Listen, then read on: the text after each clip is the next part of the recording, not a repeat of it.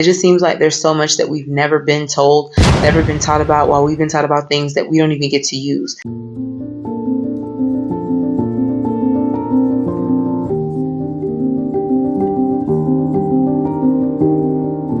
Okay, so what if I told you that it's not 2026 everywhere on Earth, and some countries are literally living in a different year right now?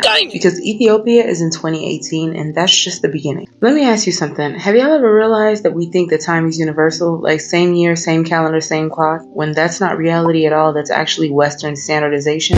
Right now, while you're watching this, Ethiopia is in 2018, Israel's in 5786, some parts of Asia are in the 2560s, and millions of people don't count the clock, don't count the calendar the same way we do. So the real question isn't why Ethiopia is behind, it's who decided what year it was in the first place. Before we continue, I want to explain what this channel is about, and it's dedicated to hidden history, real world mysteries, unexplained places, and honestly just thinking outside of the box, going beyond what we've been taught to accept as the truth.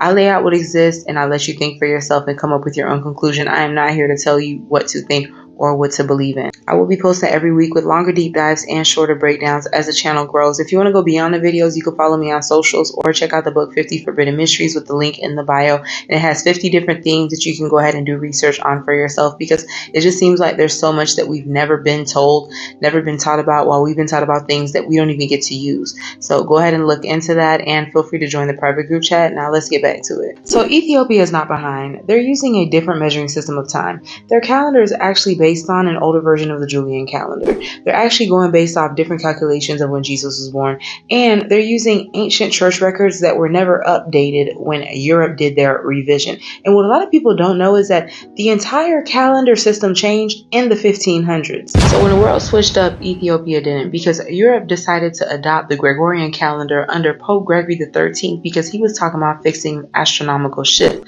But Ethiopia said no. So while everybody else decided to just skip forward, Ethiopia stayed consistent. It wasn't because of poverty, it wasn't because of isolation. They just decided that they weren't trying to reset history. So essentially, that's why Ethiopia is about 7 to 8 years behind the Gregorian calendar. And you know what else blows people's minds? The fact that they have a 13-month system. They don't use the 12 months the way we do. They have 12 months of 30 days plus a 13th month with 5 or 6 days, which they say is more mathematically consistent than ours.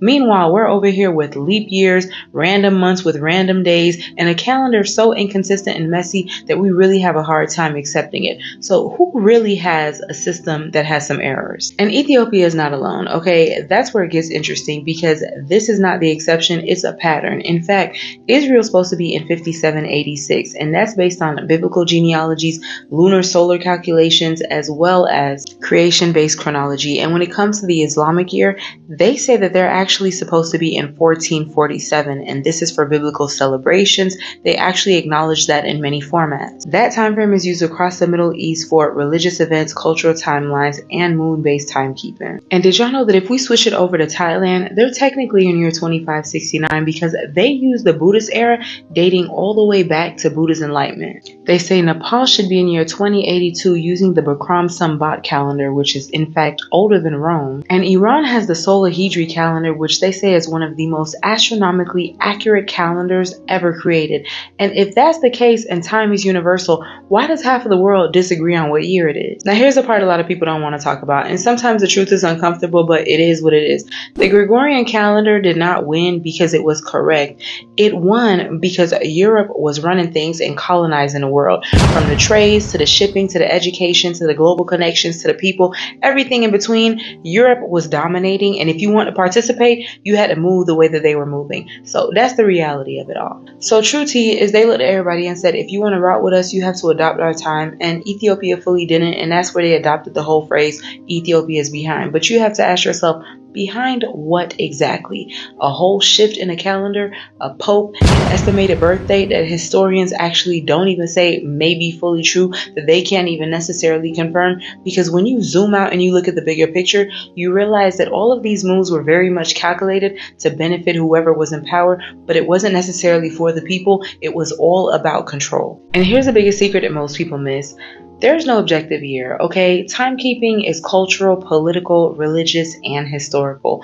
But calendars do not measure time, they measure agreement, and Ethiopia did not agree. Wow. And because of that, they preserved a version of history that the rest of the world has quietly abandoned, at least most of it. And on top of that, they have such rich literature, like including their Bible. They have so much information that most people can't access because they also tried to colonize them too, but they couldn't, and that's a story for another day. But drop your thoughts in the comments. Let me know if you knew about any of this. If you didn't, save this video, go look into it, subscribe, come back, share your thoughts.